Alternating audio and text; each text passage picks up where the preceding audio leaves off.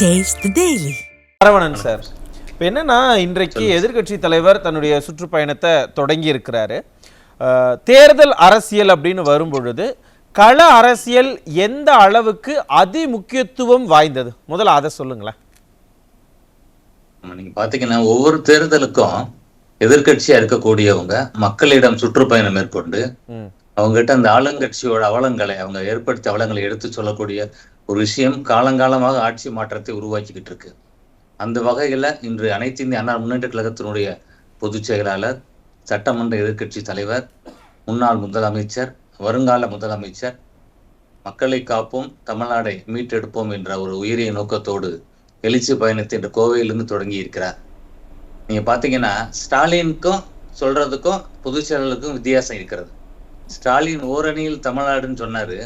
இன்னைக்கு இருக்க கூட்டத்தை இன்னைக்கு பாத்தீங்கன்னா ரிவர்ஸ்ல இருக்கு. ஏன்னா திமுக இன்னைக்குமே ஸ்டிக்கர் ஓட்டும், திட்டங்களை கொண்டு வர்றது அதிமுக கொண்டு வரும், ஸ்டிக்கர் ஓட்டுறது மட்டும் திமுக, பெயர் மட்டும் வைப்பாங்க. அந்த வகையில இன்னைக்கு இருக்கிறத தமிழ்நாடே ஓரணியில் திரண்டு இருக்கிறது. ஐயா எடப்பாடியார் பின்னாடி திரண்டு இருக்கிறது. தமிழ்நாட்டுல ஒரு மாற்றத்தை ஏற்படுத்த போகிறது என்று இன்று பார்க்க தெரிகிறது. எவ்வளவு கூட்டம் பாருங்க, கடல் அலை போல் கூட்டம். சொல்றாரு 5 மணிக்கு வர வேண்டிய இடத்துக்கு நீந்து 7 மணிக்கு வந்து சேர்றோம் அப்படின்னு சொல்லி பேசுறாரு.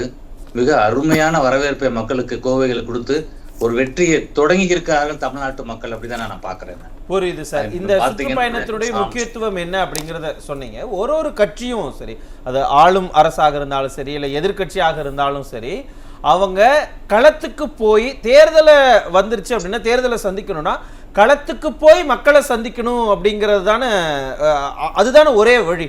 அதனுடைய முக்கியத்துவம் என்ன? நிச்சயமாக போகும்பொழுதுதான் இப்ப நம்ம இப்ப ஆளுங்கட்சி, உதாரணத்துக்கு இப்ப திமுக எடுத்துக்கிட்டீங்கன்னா 525 வாக்குறுதிகளை கொடுத்து மக்களை ஏமாற்றி ஒரு ஆட்சிக்கு வந்தாங்க. எத்தனை திட்டங்களை நிறைவேற்றி இருக்கிறார்கள்? ஒரு 10% கூட நிறைவேற்றவில்லை. இந்த விஷயத்தை கழக பொதுச் செயலாளர் அவர்கள் முதலமைச்சர் மக்களிடம் எடுத்து செல்வார்.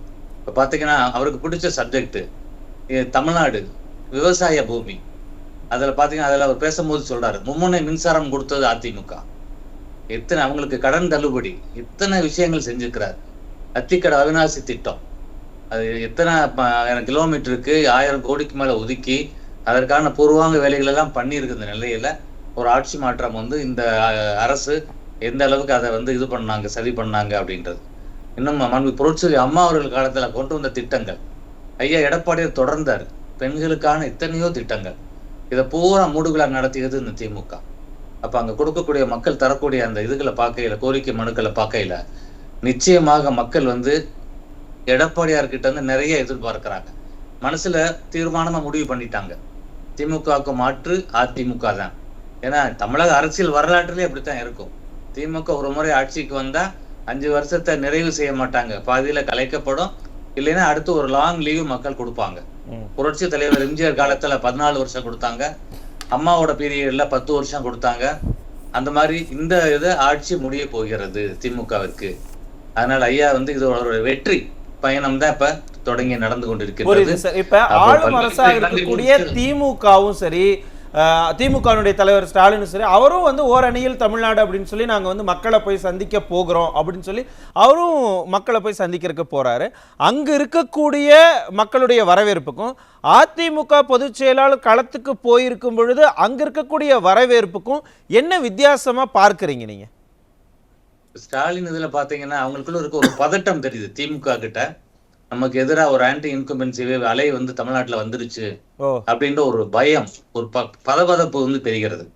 அதுதான் பொதுச் செயலர் சொல்றாரு, ஸ்டாலின் அவர்களே உங்களுக்கு காய்ச்சல் வரப்போகுது, நாளைக்கு டாக்டர் நீங்க பார்க்கணும்னு சொல்லி ஒரு பேச்சை தொடங்கும் பொழுதே சொல்லுகிறார். ஏன்னா ஏற்கனவே திமுக நாங்க 1.5 கோடி பேருக்கு மேல நாங்க சேர்த்துட்டோம், உறுப்பினர் சேர்த்துட்டோம், இறங்கி வேலை பார்த்துக்கிட்டு இருக்கிறோம்னு சொன்ன இடத்துல 30% வாக்காளர்களை நீங்க கட்சி உறுப்பினரா சேருங்க அப்படின்னு ஸ்டாலின் அவர் சொல்லும் பொழுதும் ஒரு ஸ்டண்டாக செல்போன் மூலம் அங்கங்க நிர்வாகி கிட்ட அவரு நேரடியா பேசுறாரு. ஏன்னா ஆட்சி பண்ண இந்த 4 ஆண்டு காலத்துல யாரையுமே சந்திக்காம காலையில அவரும் ஹெல்த் மினிஸ்டர் 1-2 மினிஸ்டரோட மட்டும் நகர்வலம் வர வேண்டியது, மகன் நடித்த படத்தை பத்தி பேச வேண்டியது, இப்படி போய்கிட்டு இருந்தவர் இப்ப சடனா மக்கள்கிட்ட ஒரு ஆர்வத்தை காமிக்கிற மாதிரி அவங்க கட்சிக்காரங்களே மிக வெறுப்போடு இருக்கிறாங்க.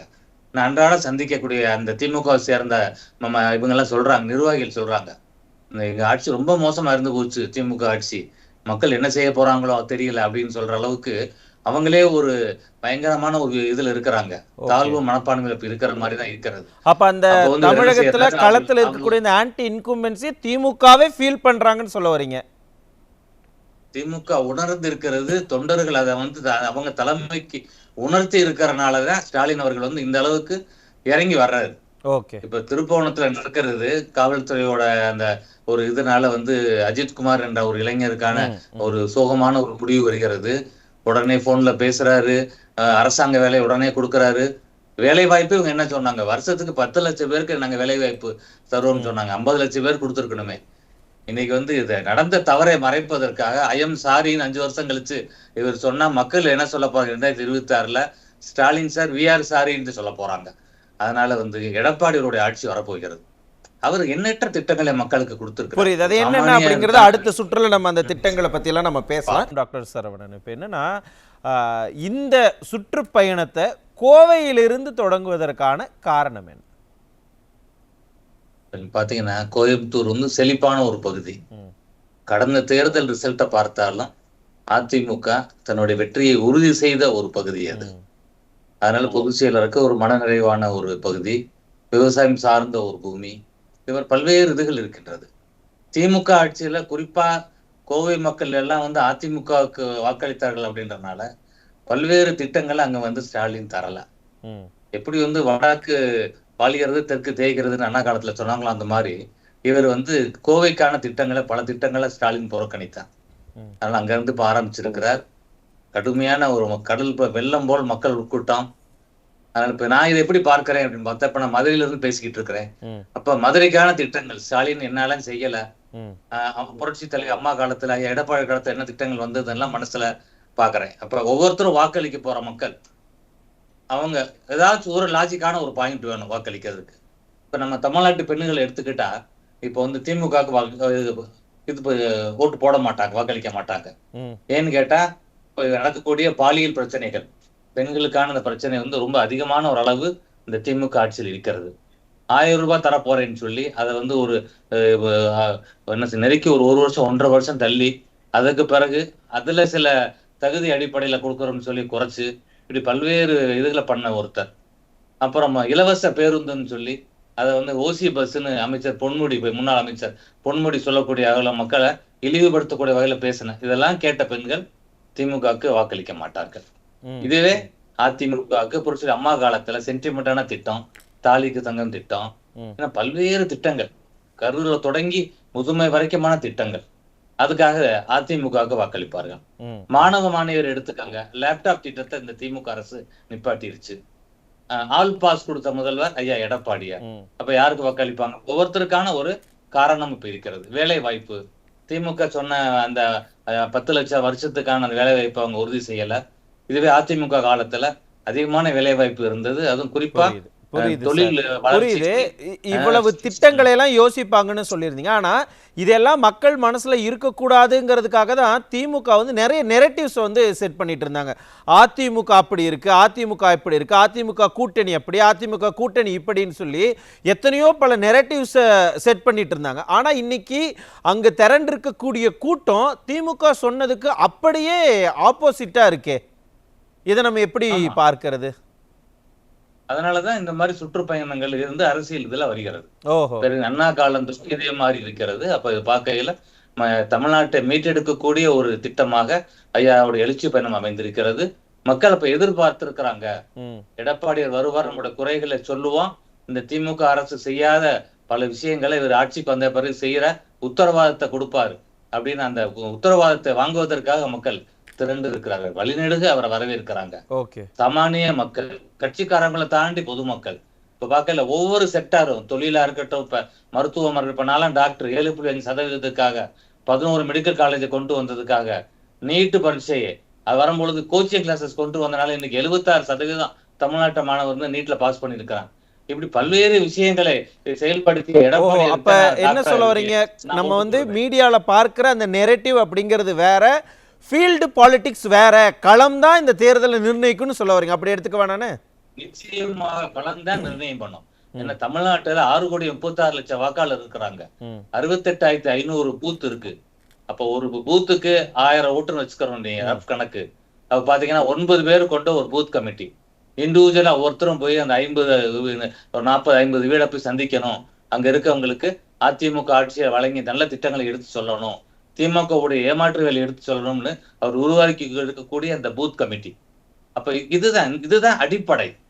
அது இல்லாம இவங்க வந்து மீடியாவை கையில வச்சுக்கிட்டு ஒரு நல்லா என்ன சொல்றது ரோட் ஷோன்னு சொல்லி ஒரு ஏமாற்று வேலையை திமுக ஸ்டாலின் அவர்கள் செய்து கொண்டிருக்கிறார். இப்ப இந்த மாதிரி மூளைச்சலவை செய்வதை ஒருபோதும் இனிமேல் தமிழ்நாட்டு மக்கள் அனுமதிக்க மாட்டவே மாட்டார்கள். அதனால வந்து மக்கள் வந்து வரக்கூடிய 2026ல இந்த ஏமாற்று திமுகவை வீட்டுக்கு அனுப்புவார்கள். சாமானிய மக்களின் முதல்வரான எடப்பாடியாரை தமிழ்நாட்டு அரியணையில் அமர்த்துவார்கள். அதனால அவர் தலைமையில் அமையக்கூடிய இந்த ஆட்சி நிச்சயமாக தமிழ்நாட்டு மக்களுக்கு வளம் பயக்கக்கூடிய பல்வேறு திட்டங்களை நிச்சயமாக செயல்படும். 2026 ஒரு ட்ரெய்லர் இது அப்படின்னு நீங்க சொல்ல வரீங்கன்னு எடுத்துக்கவா? ட்ரெய்லருக்கு என்ன முன்னாடி டீசர்னு வாங்கல. ஓஹோ, அப்படி எடுத்துக்கலாம். இன்னும் கூட்டம் ஜாஸ்தியா இருக்குன்னு சொல்ல வரீங்க. இப்ப இன்னும் கூட்டம், ஆமா இன்னும் அவரோட சுற்றுப்பயணங்கள் அடுத்தடுத்து அது வரும்பொழுது பார்க்கையில பெரிய ஒரு எழுச்சி தமிழ்நாட்டு பார்க்கலாம். எப்படி இருக்க போகிறது அப்படிங்கறதை நம்ம பொறுத்திருந்து பார்க்கலாம். விழா என்று தொடங்கி இருக்கிறார். புரியுது. நன்றி.